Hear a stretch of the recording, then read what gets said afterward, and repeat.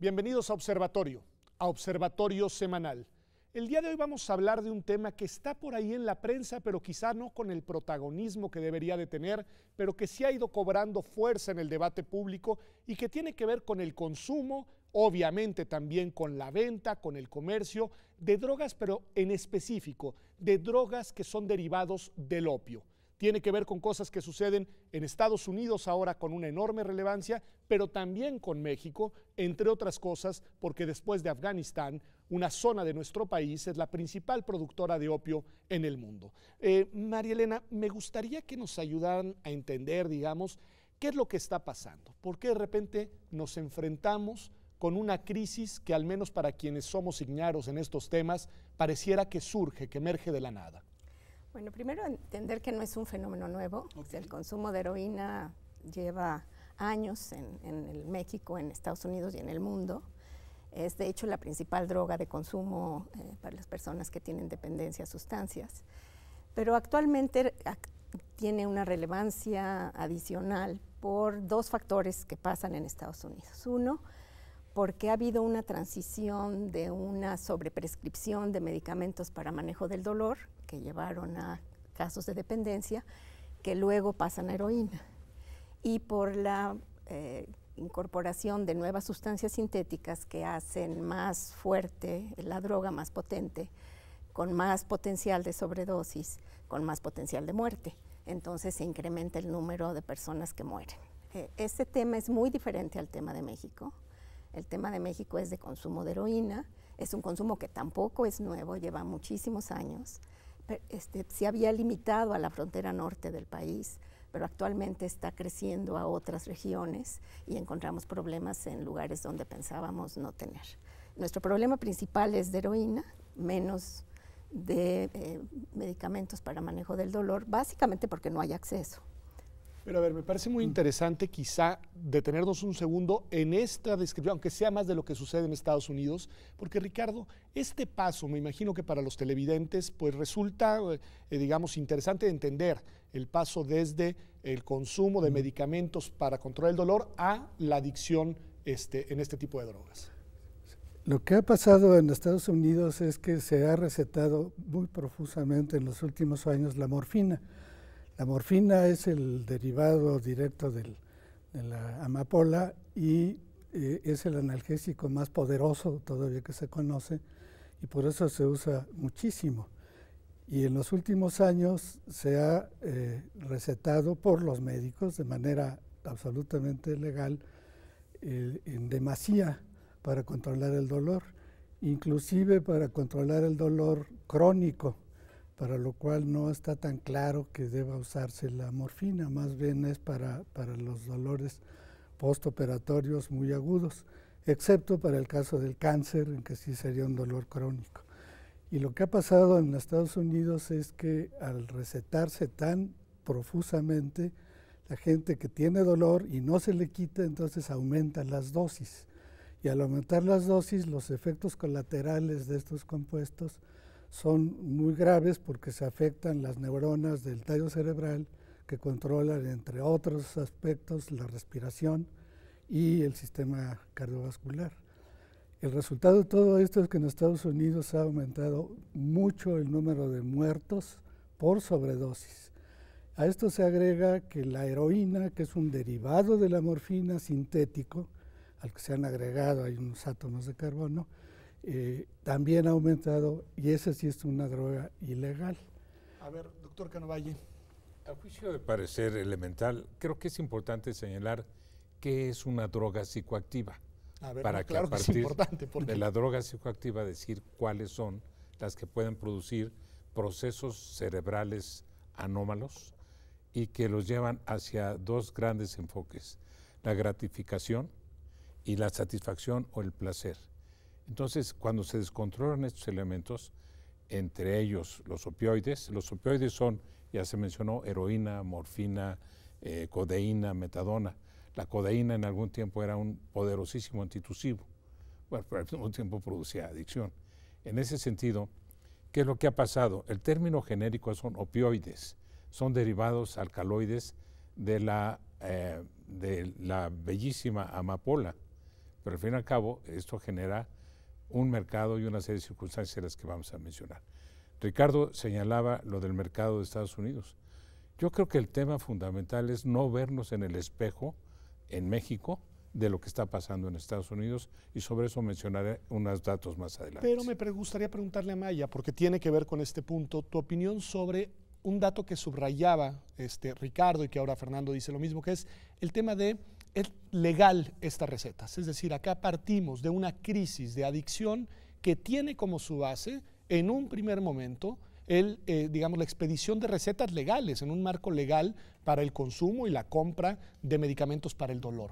¿Qué decir de esto? Porque pues, de una decisión de política pública de legalizar, digamos, el consumo de estos medicamentos, pues se ha desencadenado una crisis de adicción de una dimensión muy relevante.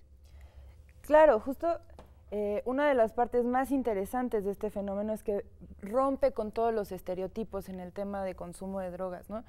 Ya no son los negros, los mexicanos, los asiáticos pobres quienes están consumiendo, cosa que se utilizó para estigmatizar el consumo y justificar un sistema de criminalización que hoy es muy lucrativo en Estados Unidos con todo el sistema de cárceles privadas, ¿no? Rompe completamente con esa narrativa porque son muchas mujeres, amas de casa, de clase media, ¿no? Que habían tenido una prescripción médica inicialmente y que después, cuando se corta la prescripción médica, empiezan a acudir a un mercado ilícito, ¿no? Y a mi parecer hay, como dice el doctor Tapia, sí hay un error en la forma de recetar este medicamento, pero que es resultado también de que ha habido una prohibición y una sobreregulación para el tema de muchas sustancias que consideramos drogas y que catalogamos como drogas, que tienen usos medicinales, entre ellas los derivados del opio, ¿no? Y justo eso ha llevado a que los médicos no estén bien entrenados para dar el opio, que no tengan la formación correcta para recetar opiáceos, para recetar morfina, para entender cuándo la morfina sí funciona, cuándo no. Y cuando esa desregulación se quita, ¿no? Esa sobreregulación se echa un poco para atrás, entran las farmacéuticas con todo a presionar, a promover el uso, que en Estados Unidos las farmacéuticas hasta anuncian en el radio los medicamentos, ¿no? Que es absurdo. Pero entran con esta presión y los médicos tienen acceso a empezar a recetar sin una formación clara, porque desde la prohibición, desde el miedo, desde el temor, pues se restringió muchísimo esta formación, ¿no? A ver, María Elena, sí, adelante, directo. Sí, no, yo quería enfatizar que entonces el problema tiene dos brazos. Por una parte es el derecho legítimo de las personas que requieren medicamentos para manejo del dolor y que no habían tenido acceso a ellos, y que cualquier política no puede inhibir ese derecho a las personas a manejar su dolor. Y por otra parte es la mala prescripción, la sobrepresión de la industria que lleva a las personas a desarrollar dependencia, y el gran estigma, me parece muy injusto, que tienen las personas que enferman. Un punto importante nada más, porque quiero subrayar ese dato, al menos quedarme en él, María Elena, y me gustaría que dijeras, cuando dices la sobrepresión de la industria, ¿qué quieres decir con eso?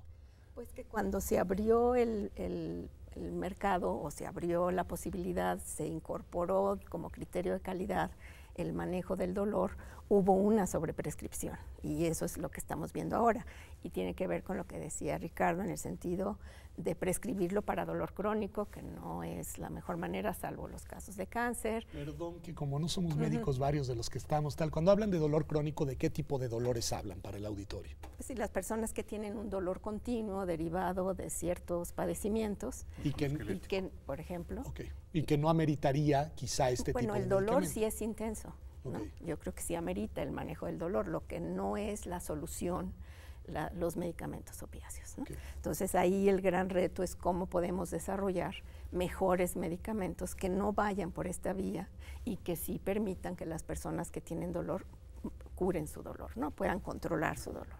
Ricardo. Es que el dolor es algo de lo que obviamente la gente menos quiere sentir.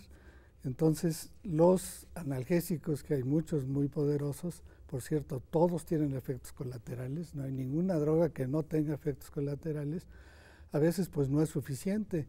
Entonces el propio paciente demanda para cualquier tipo de dolor según la intensidad, pues se le dé algo más fuerte. Y esto es lo que ha llevado a que los pacientes, los médicos sabiendo que pueden recetar la morfina, todos estos medicamentos que tienen ya sus nombres comerciales, hay varios de ellos, pues los receten libremente. Pero uno de los efectos importantes, además de que son adictivos los opioides, ya lo mencionaba Fernando, todos tienen efectos placenteros. Entonces se combina justamente el efecto placentero de recibir la morfina con su efecto analgésico, entonces una combinación excelente para que la gente demande más opiáceos, ¿no? Y claro, entonces los médicos, pues claro, es que te voy a quitar el dolor. Ahora, en el dolor crónico, en enfermos ya terminales, en cáncer, por ejemplo, pues muchas veces se dice, ¿cómo le vamos a dar morfina? ¿Lo vamos a volver adicto? Yo digo, si es un enfermo terminal que está en un dolor, de los peores dolores son los del cáncer metastásico que ya se diseminó. Y entonces, ¿cómo no se le va a dar morfina o cualquier opioide de los más fuertes que haya para mitigar el dolor en esos casos, ¿no? Pues me parece muy interesante, ya vi que Fernando quiere la palabra y se la voy a dar regresando después de un corte de inmediato porque tenemos que hacer una pausa ahora, pero como usted ve, el tema es relevante y además el tema trasciende, digamos, la coyuntura específica porque nos obliga a reflexionar sobre cómo debemos atender problemas de salud y cómo debe de regularse el consumo de ciertos medicamentos que son necesarios, que en ciertos casos son, diría yo, inevitables, pero que al mismo tiempo tienen inevitablemente efectos colaterales. Ya volvemos aquí a Observatorio Semanal.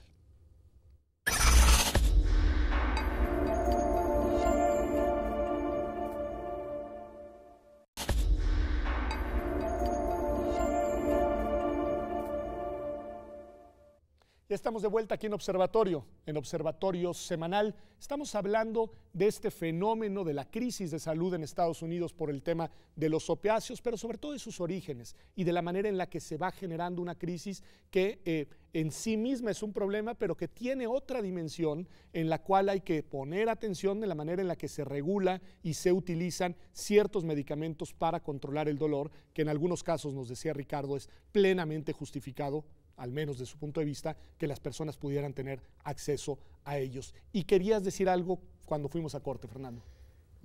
Ya lo mencionó Maya y Marielena, otro aspecto. Maya dijo en la radio y en la televisión la promoción de la oleada de medicamentos para controlar el dolor. Es cierto, a partir de 1997, en la prensa, en el radio, en la televisión, sale la promoción del Ritalin, del Paxil, del Oxycontin y de toda una serie de medicamentos, que es una oleada a la cual la industria química farmacéutica ha favorecido porque le genera grandes recursos. Voy a mencionar simplemente 50 empresas, las de mayor ingreso en Estados Unidos y por lo tanto también en el mundo. 22 de ellas son americanas, 16 son europeas, una israelita, una australiana y 10 de Japón. La promoción de medicamentos psicoactivos tiene que ver con la escasa cultura médica de la población, pero también de algunos médicos. Es cierto, los planes de estudio sí contienen en farmacología lo que son los opiáceos y los derivados y su impacto, pero en la clínica no necesariamente se atiende este problema. Este es un asunto que Maya mencionó. Y por último, mencionaría que en Estados Unidos hay una política de drogas, pero no les ha servido. Esta política de drogas no les ha servido porque hay para prevenir a los que no han consumido. A los que consumen, teóricamente, la política es para resolver el problema de salud, pero no los atienden porque el recurso financiero se ha limitado enormemente. ¿Y esto qué representa? Simplemente representa 64,000 muertes por sobredosis en opiáceos. Amaya. Sí, yo creo que tenemos que tener mucho cuidado justo con el tema del espejo, porque sí arrancamos el 2006 con declaraciones del presidente diciendo que había que liberar a los jóvenes de México de las garras de las adicciones, cuando incluso los datos de consumo de drogas en México no justifican una política tan intensa sobre el tema, sino que más bien claramente viene de una presión internacional y de un discurso legitimador de una política de seguridad que ha tenido efectos, y sin que entremos mucho en materia, pero que han abordado ya en este programa en diferentes momentos, pero sumamente dañinos para nuestro país. Entonces, creo que hay que tener muchísimo cuidado porque tendemos a hacer eso, a pensar que si ya está pasando allá, nos va a venir a pasar aquí, cuando en realidad, María Elena justo lo decía, en México no hay el consumo generalizado de heroína, está muy concentrado en la frontera, aunque empieza a ampliarse.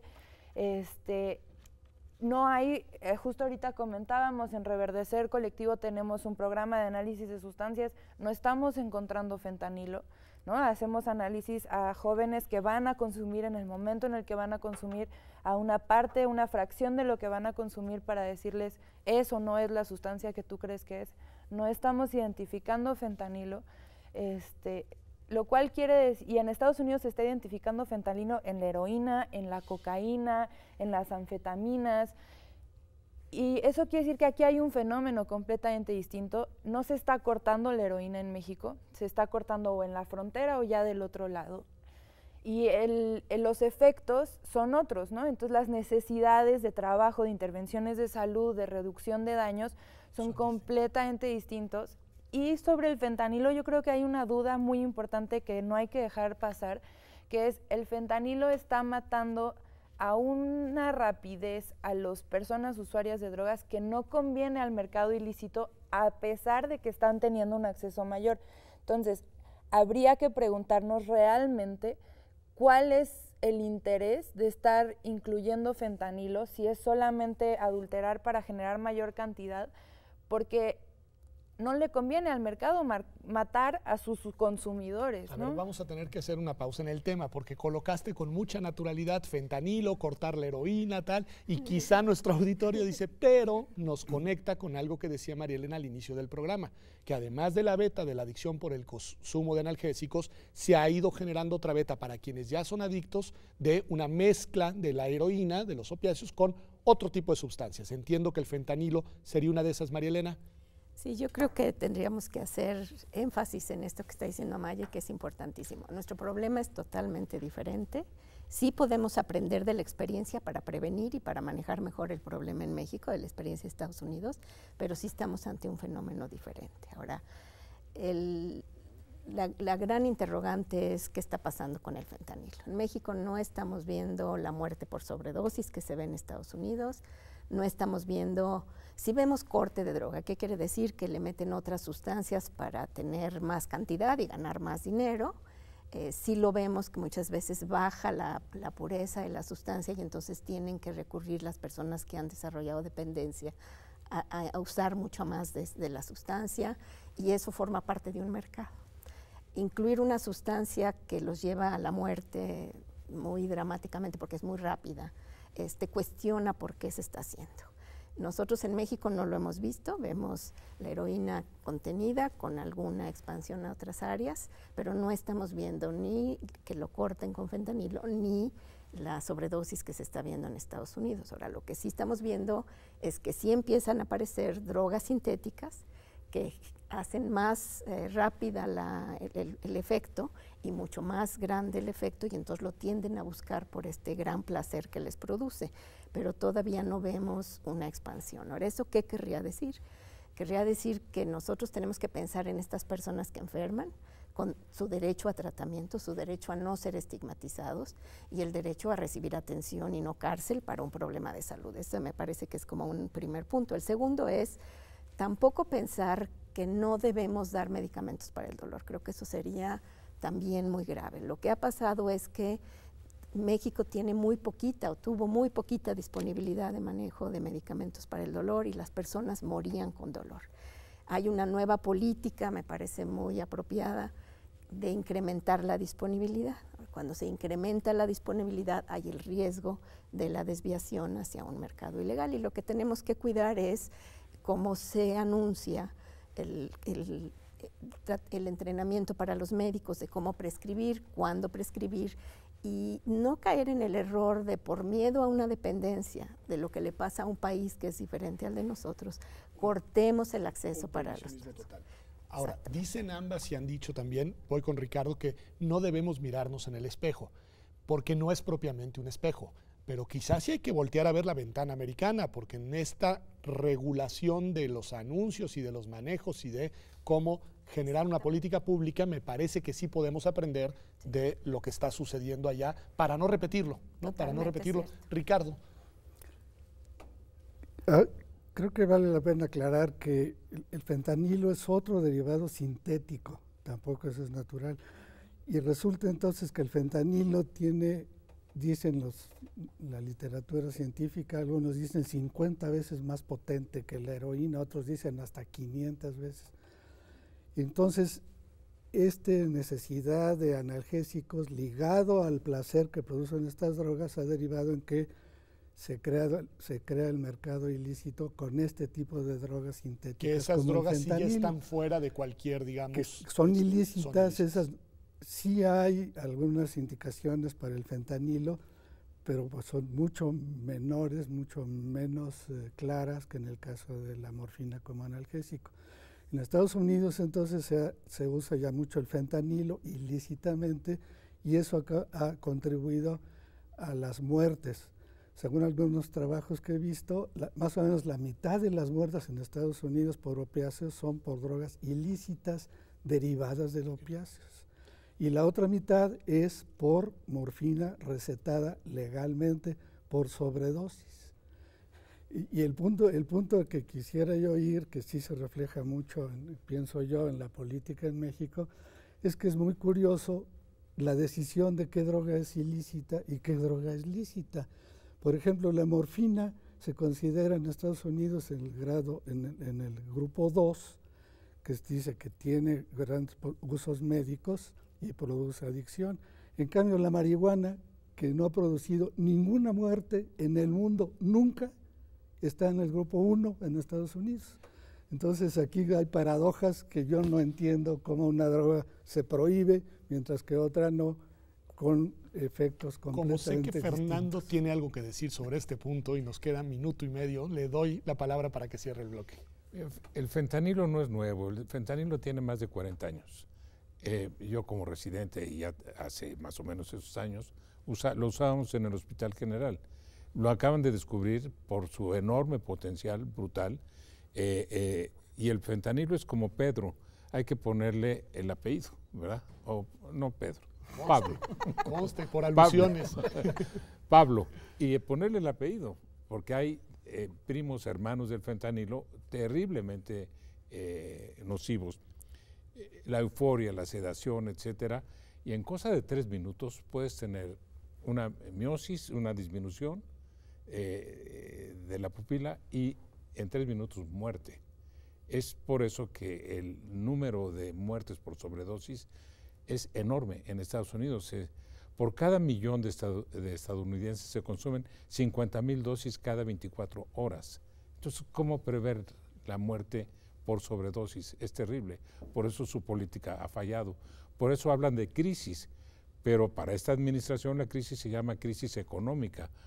Son 50,000 millones de dólares el impacto negativo, no por el consumo, sino por el tratamiento médico, en fin, por todo el esquema y la pérdida les llama más la atención el problema del dinero que de las muertes. Que de las personas. Pues eso vamos a verlo después de un corte, ¿no? Porque me parece que también ya María Elena había apuntado en esa dirección. La gestión de política pública nos decía, porque a las personas que tienen un problema de adicción, lo que hay que hacer es atenderlas, no encarcelarlas, y me parece que es una premisa sobre la cual vale la pena seguir tejiendo aquí en Observatorio Semanal. Ya volvemos.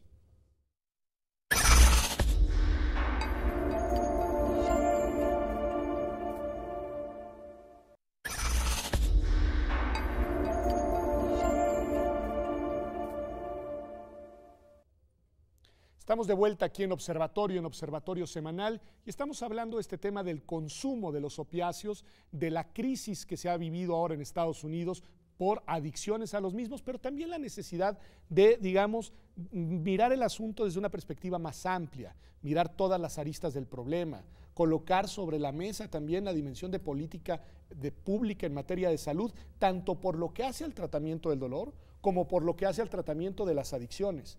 Y Fernando decía una cosa muy importante, y María Elena, me gustaría ver tu opinión por ahí. Decía, Y en Estados Unidos se están enfocando mal el asunto, porque lo están viendo como un problema económico, están viendo los costos económicos y no se están haciendo cargo de la dimensión humana y de la dimensión social de un problema que, esto lo agrego yo, no lo dijo él, está corroyendo el tejido social en muchas sociedades de los Estados Unidos de Norteamérica.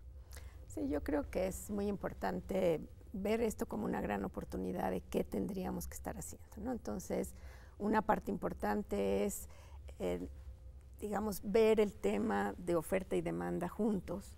Me parece que este enfoque de que toda la culpa la tiene México, porque aquí se produce la droga, es como estar pensando que todo el tema es la sustancia, cuando el tema es la sociedad, es la persona, son los sistemas sociales y de salud. Y entonces, si lo vemos en esta perspectiva más amplia, podemos empezar a entender qué tenemos que hacer, ¿no? Yo creo que el tratamiento se vuelve muy importante. Creo que la reducción de la violencia tiene que ver con que las personas tengan acceso a tratamiento. Creo que México necesita instrumentar mejor su sistema de salud para atender a las personas que desarrollan dependencia y que esta dependencia grave no está siendo totalmente atendida. Es decir, hemos tenido mucho más trabajo en los casos que no tienen un problema grave o los casos que están empezando a tener un problema, pero no atender a las personas con dependencia. Me parece que ese es un tema importantísimo. El tema de la migración, que tiene que ver con esta migración que viene a México, que trae otras prácticas de consumo y que inicia a personas en este lado. Me parece que es un tema que también migración de retorno, sobre todo en frontera norte, dirías. Digamos, no me gustaría estigmatizar a las personas. Yo pienso que son personas que enfermaron, que como no tienen acceso a verse como enfermos, a tener acceso a un programa de sustitución como metadona. No son recibidos como enfermos, digamos. Exacto, y que hay estos programas de sustitución que son modelos de tratamiento perfectamente válidos, que no se les ha dado su lugar como tema de tratamiento y que para mantener una dependencia, porque no pueden dejar de usar la droga, establecen mercados locales. Y me parece que el tratamiento en ese sentido y el darles acceso, por supuesto voluntario, pero acceso real a tener esta manera de manejar su problema desde la salud y no en la cárcel, sería un tema muy importante. A ver, Amaya, sé que sobre esto quieres decir algo.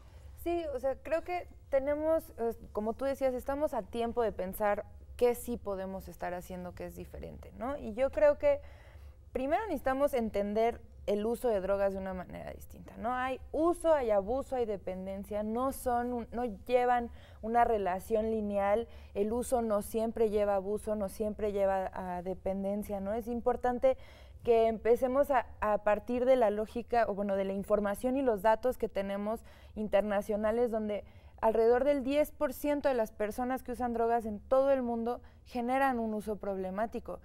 Y de pronto hablamos de ese 10% como si fuera el total. Entonces, tenemos que partir de ahí para poder pensar en otras estrategias que en concreto yo creo que necesitamos en México estar pensando en una efectiva descriminalización del uso de drogas. O sea, ahorita el consumo no es ilegal, pero sí comprarla, sí portarla y todas las acciones que tienes que llevar a cabo para consumir, lo cual aleja a las personas de los servicios de salud, implica un riesgo para ellos acercarse a instituciones públicas porque conlleva un acto ilegal, ¿no? Lo que tienen que admitir y confesar ante una institución pública, ¿no? en este sistema, y además nos obliga a pensar solamente en estas lógicas completamente abstencionistas, donde creemos que un mundo libre de drogas y una vida libre de drogas es el máximo, ¿no? Pero todos tomamos café, ¿no? Muchos fumamos tabaco. Digo, tenemos prácticas, comemos azúcar, chocolate. Esas son drogas, son sustancias que impactan en el sistema nervioso central. Y tenemos derecho las personas a decidir, incluso a asumir los efectos y los riesgos que tiene sobre nuestro cuerpo. Entonces, implementar políticas educativas donde se informe y que sea una decisión informada el consumo, donde haya estrategias de reducción de daños desde intercambio de jeringas, naloxona, sustitución de... Entrarle a regular el tema, digamos, con una visión integral y con una visión de, además de reconocimiento de existencia del fenómeno, porque a veces lo que me da la impresión escuchándolo, lo que quisiera en algunos actores es que desapareciera del mapa un fenómeno que ahí está instalado en el centro. Pero, Fernando, te pregunto a ti, esta distinción que hace y que me parece muy interesante, Amaya, entre consumo, abuso y dependencia, ¿no? ¿Cómo trazar las fronteras entre estas tres etapas que sí son distintas y que requieren una gestión y que no son igualmente deseables, digamos, ¿no? Mira, hay autores que describen la adicción o el consumo de drogas como el quinto jinete del apocalipsis. Y esto resulta porque entre remedio y veneno, ¿qué son? Son las dos. Puede ser remedio, pero puede ser veneno. ¿La frontera en dónde está? Entre perjuicio y beneficio. No lo hay. Esto implica conocimiento. Cuando hablan de marihuana, de inmediato se señala las drogas y se hace inferencia en relación a la marihuana a otras drogas. Y yo creo que es importante señalar cada una de ellas. Fentanilo es uno, marihuana es otro, opiáceos son otros, y por otro lado, el remedio es que debe haber una cruzada farmacológica. Lamentablemente, México no tiene estructurado una política nacional de drogas. Eso es cierto. Y esto, aún teniéndolo Estados Unidos, no es suficiente. Pero hay países en América Latina que sí tienen una política nacional de drogas que les funciona, no con el grado que quisiéramos, pero esto es un problema de orden internacional. ¿Estarías de acuerdo, Ricardo, con esto de contar con una política nacional de drogas? Porque lo digo yo, no lo dijo Fernando, lo que sí tenemos es una muy fallida política nacional de seguridad vinculada con el tema, entre otras cosas, del tráfico de drogas. No, yo creo que sí tenemos una política nacional de drogas que, en mi opinión, es fatal porque es absolutamente prohibitiva. Y yo creo que eso es lo peor que se puede hacer para resolver un problema de drogas. Todo, simplemente la morfina es muy difícil conseguirla porque en México su uso está muy limitado, prohibido. Entonces el uso analgésico de la morfina, que como ya hemos dicho es el analgésico más poderoso que debe recetarse en cierto tipo de enfermos, a veces los hospitales no lo pueden recetar porque como está prohibido en México, entonces es difícil conseguirla.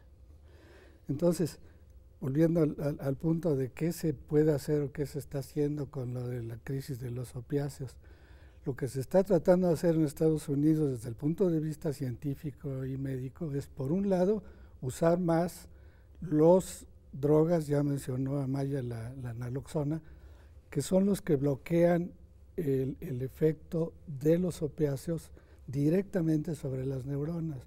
Sabemos ahora, desde hace mucho tiempo, son los grandes adelantos de las neurociencias, que todas las drogas en el cerebro, las psicoactivas y las tranquilizantes y las antiepilépticas y las antidepresivas, todas actúan sobre mecanismos de comunicación entre las neuronas. Por eso ahora sabemos que hay receptores a los opioides en ciertas zonas del cerebro, que los activan, los sobreactivan y eso genera los efectos analgésicos y de placer y de adicción.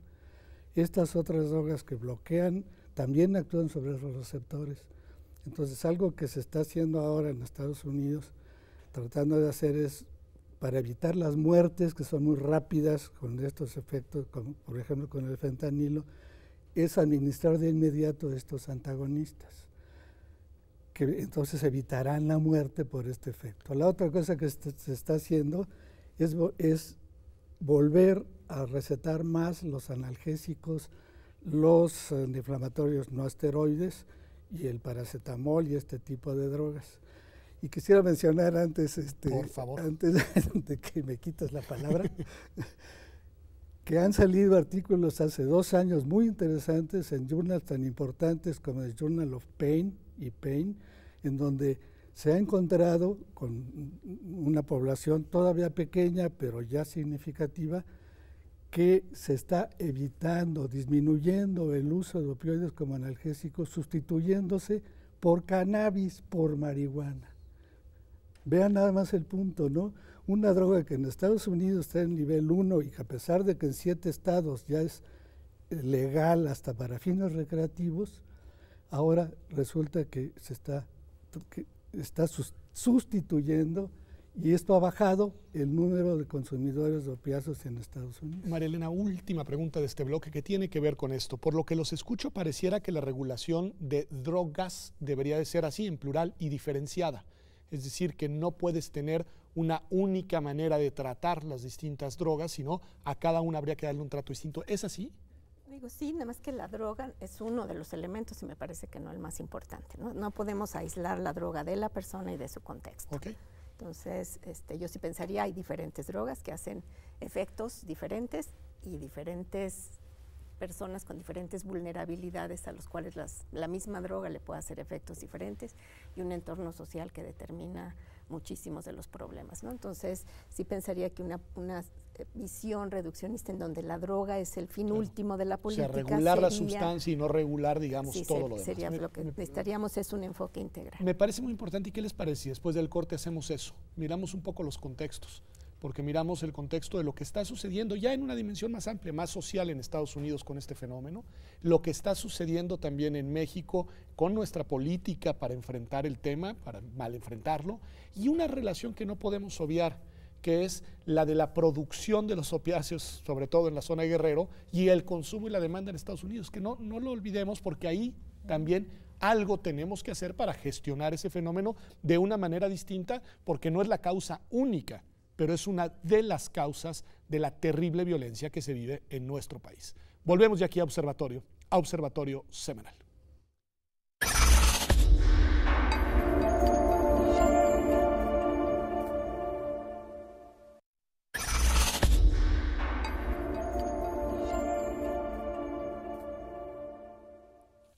Ya estamos de vuelta aquí en Observatorio Semanal y estábamos corriendo el riesgo de lo que a veces sucede en estos programas, de que estábamos hablando fuera del aire cosas muy importantes, y sí quiero que las digan, porque tienen que ver con el contexto, tienen que ver con el contexto de cómo regulan los fenómenos.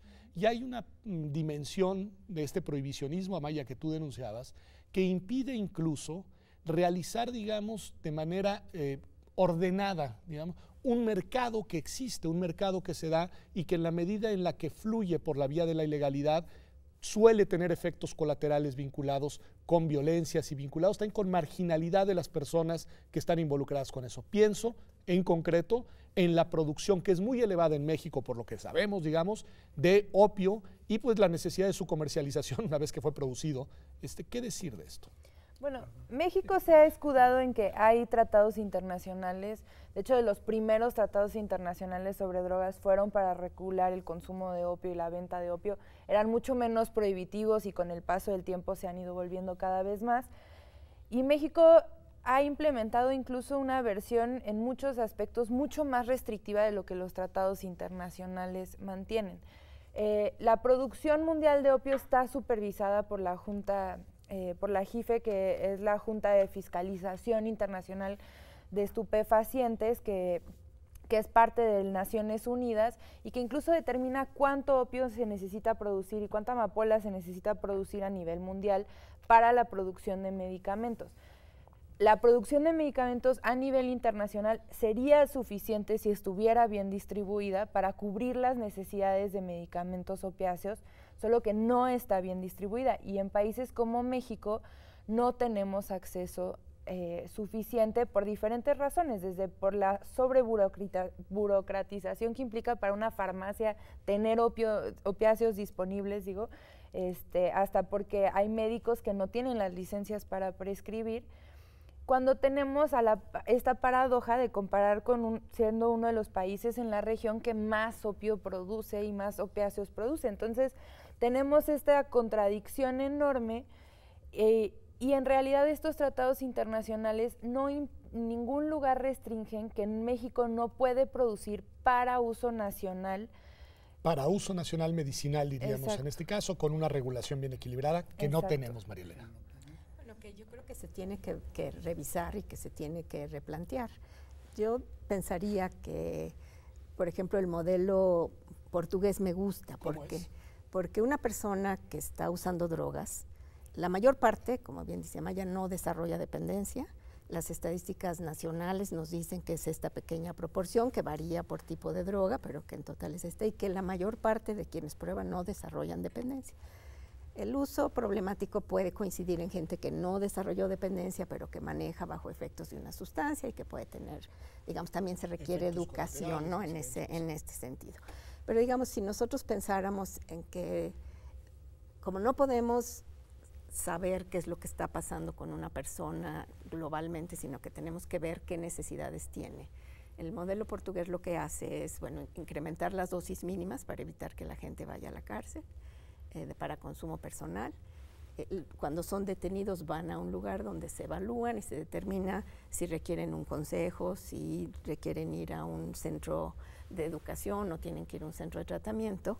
Y esto quita el foco en la droga, ¿no? Porque yo creo que la política tiene que pensar en el bienestar de las comunidades. Y si nosotros pensamos que la meta no puede ser cuánta gente metiste a la cárcel y cuánta droga decomisaste, sino cómo está la comunidad, cómo está su bienestar y cómo las políticas nos van a ayudar para mejorar el bienestar de las comunidades, creo que estaremos dando una vuelta. Yo en lo personal no pienso que el libre comercio, el libre mercado, sea apropiado, porque cuando se involucra el dinero, la regulación se vuelve muy difícil, y eso lo vemos muy claramente en el alcohol. Pero sí creo que en el intermedio entre la prohibición y el libre mercado se pueden encontrar elementos regulatorios, pero que tendrían que cambiar el enfoque completo para verlo más integral. A ver, eso me parece interesante, por el enfoque ya lo han colocado varias veces. Fernando, pensemos, sé que quieres participar, pero también pensemos una cosa, les pregunto a ti y a Ricardo. La situación de muchas ciudades, colectivos, comunidades, hoy ya en Estados Unidos, por lo que hemos leído, visto y demás, que las tienes que enfrentar la crisis pues con una política integral para recuperar, por supuesto, a las personas, pero también recuperar al colectivo, si se vale decirlo así. ¿Qué hacer, Fernando? ¿Cómo reconstruyes? Mira, Ricardo dijo que sí hay una política. La verdad es que no hay una política nacional de drogas en México. Y en algunos países, aún en la Comunidad Europea, es fallida su política. María Elena fue nuestra representante en los momentos muy exitosos de la JIFE, que mencionó Maya. Y en efecto, la cantidad de morfina que le representaba a México era insuficiente para el problema del manejo crónico o agudo del dolor. Estados Unidos maneja el dolor en el 97% a través de opiáceos. Japón lo utiliza en el 47%. Nosotros no llegamos en opiáceos ni al 10%. No. Manejamos otros que la industria química farmacéutica consentidora con los médicos los ha llevado hacia otro tipo de medicamentos. Esto es un elemento que hay que ¿Mejores considerar. o peores, Fernando? Más productivos económicamente. Okay. Pero por otro lado, cuando hablamos de heroína y precios, resulta que entre el agricultor, el exportador, el importador, la venta en mayoreo y la venta en menudeo son precios totalmente diferentes, y ahí representa el grave problema económico. Pero a lo que yo quiero señalar es que esto que dice María Elena, el ser humano, el contexto humano es el que debe prevalecer en una política nacional de drogas, y droga por droga, y sustancia psicoactiva por sustancia psicoactiva. Hay unas de mayor, hay otras de menor. Ricardo ha dicho marihuana, que es maravillosa. No, ninguna droga es inocua, todas producen daño. Sin embargo, regulado adecuadamente, y no se trata de decir o sí o no se regula, sino si se regula, de acuerdo. ¿Cuál es el papel del Sistema Nacional de Salud cuando ha sido insuficiente e incapaz de resolver el brote agudo psicótico de una persona, porque no hay camas destinadas para eso? Ricardo, tu punto de vista, sobre todo con esta idea de regulación, liberalización, es decir, ¿por dónde te irías tú para tratar este fenómeno en México? Yo me iría absolutamente por una liberalización, pero regulada, una legalización regulada. Dice María Elena, es que si se libera el mercado, entonces entra la parte económica y entonces estamos en problemas. Lo que está pasando es que los que regulan el mercado y ponen precios y saben a quién se lo venden, cómo se lo venden y qué tipo de adulteración les dan a todos los consumidores, son los narcotraficantes. Entonces, mientras sigan las cosas así y sigan las drogas prohibidas, pues los narcotraficantes están felices porque ellos regulan el mercado y ellos deciden los precios y ellos hacen todo. ¿Puede haber algo peor que eso? Yo creo que no. Que es muy difícil regular el mercado desde el punto de vista del gobierno, claro que sí, pero bueno, ya se está regulando por lo menos el consumo del tabaco, ya la gente no puede fumar en lugares públicos, y hay que recordar la sentencia del ministro Saldívar con respecto a la marihuana. Yo no entiendo cómo esa sentencia que declaró inconstitucional ese fragmento de la Ley General de Salud, no se hace general para toda la población. A ver, en 30 segundos una reacción a la muy buena provocación de Ricardo Amaya, porque se está acabando el programa, no por otra cosa. Sí, súper rapidísimo, y un poco porque creo que, dado el contexto que está viviendo la UNAM ahorita y la campaña que está tapizada dando la universidad de este narco, que no es tu amigo, pero quién sabe qué es el narco, y retomando lo que me decía María Elena, de que es importantísimo poner en el centro a las personas, yo solo quiero agregar un actor cuando pensamos en este tema, y son las y los campesinos que producen la amapola en México, ¿no? Tenemos que también poner en el centro a estas personas que entran dentro de esta categoría súper estigmatizante y que es muy inútil para el análisis del concepto narco, y que podemos pensar en una regulación. En India tienen una regulación para consumo nacional e internacional basada en una economía campesina. Hay modelos que se pueden buscar e implementar, no lo tenemos que inventar de la nada, estas regulaciones existen en otros países, podemos pensarlas para México. Me gusta esa invitación a abrir con una perspectiva más amplia, nos quedan muy pocos segundos, pero me faltan Fernando y por supuesto María Elena. 30 segundos para contrarrestar el comentario de Ricardo. En tabaco hemos fallado absolutamente. La enfermedad pulmonar obstructiva crónica, bronquitis, enfisema y cáncer broncogénico es el número 1 en México, más que próstata. Tenemos 35, 40 años queriendo controlar el tabaco, pero en cada esquina hay un Oxxo, como se llaman, en donde venden tabaco, también alcohol. Entonces eso está descontrolado, no es cierto. Yo cuando hablo de drogas no hablo de ilícitas o lícitas, son drogas, son sustancias psicoactivas. María Elena. A mí lo que me gusta es ver, por una parte, entender el bien colectivo, no nada más el bien individual, y creo que eso también nos pone en contexto de sí tenemos que proteger a los adolescentes, porque sí, digamos, creo que parte del efecto de la regulación excesiva ha sido difícil, ha hecho difícil la investigación que nos dé todas las respuestas. Tenemos que trabajar con las respuestas que tenemos. Sabemos que la marihuana en edades tempranas desarrolla más dependencia, tiene riesgo de psicosis y hay algún elemento de problema cognitivo y de desarrollo escolar.